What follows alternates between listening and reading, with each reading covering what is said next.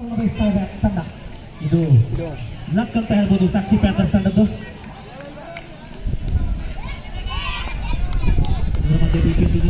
ನೋಡಿದ್ರೆ ರಚನಾತ್ಮಕ ಆಡಿದ್ದಾರೆ ಫುಟ್ಬಾಲ್.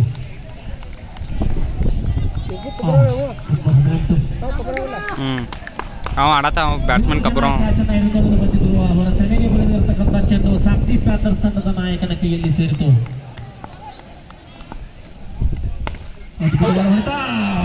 ಮತ್ತೊಂದು ಕ್ಯಾಚ್ ಆಗುವಂತಾಗಿತ್ತು ಈ ಬಾರಿ ಸಾಕ್ಷಿ ಪ್ಯಾಕರ್ಸ್ ತಂಡದ ನಾಯಕನ ಕೈಯಲ್ಲಿ.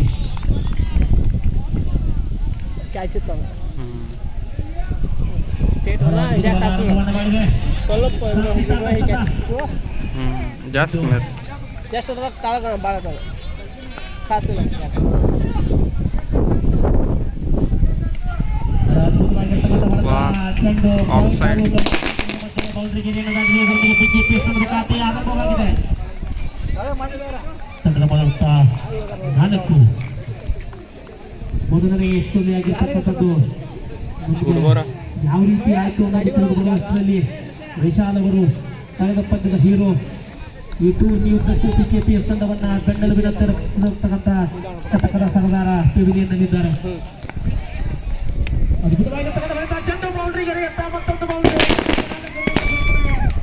ವಿಶಾಲ್ ಪೂಜಾರಿ ಅವರು ಗಮನಿಸಿಕೊಳ್ಳದೆ ತ್ರಿಬಲ್ ಆಡಬಹುದು. PKPS ತಂಡದ ಮೊತ್ತವನ್ನ ಹೆಚ್ಚಿಸುವಲ್ಲಿ ತಮ್ಮ ಆಟವನ್ನ ಆಡ್ತಾ ಇದ್ದಾರೆ. ಇದು ಆಟಗಾರನ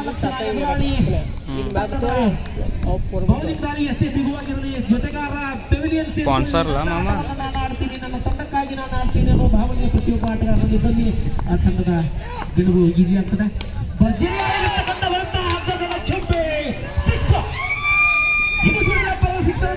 ಟ್ರಿಪಲ್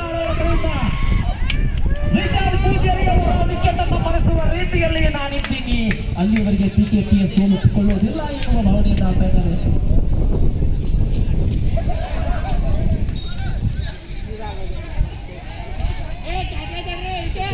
PKPS ತಂಡದ ಪರವಾಗಿ ಯಾರು ಅರ್ಧ ಶತಕವನ್ನ ಬಾರಿಸಿ PKPS ತಂಡದ ಬೆಂಬಲವಾಗಿ ನಿಲ್ಲುತ್ತಾರೋ ಅವರಿಗೆ PKPS ತಂಡದ ಬೆಂಬಲಿಗ ರಾಜು ನಾಯ್ಕ್ ಅವರು 500 ರೂಪಾಯಿಗಳನ್ನು ಘೋಷಣೆ ಮಾಡಿದ್ದಾರೆ.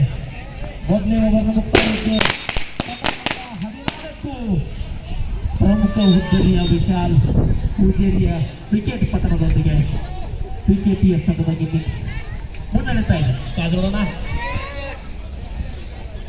ಇನ್ನೂ 10 ಜನ ಬಡಿ ದಾಂಡಿಗರಿದ್ದಾರೆ.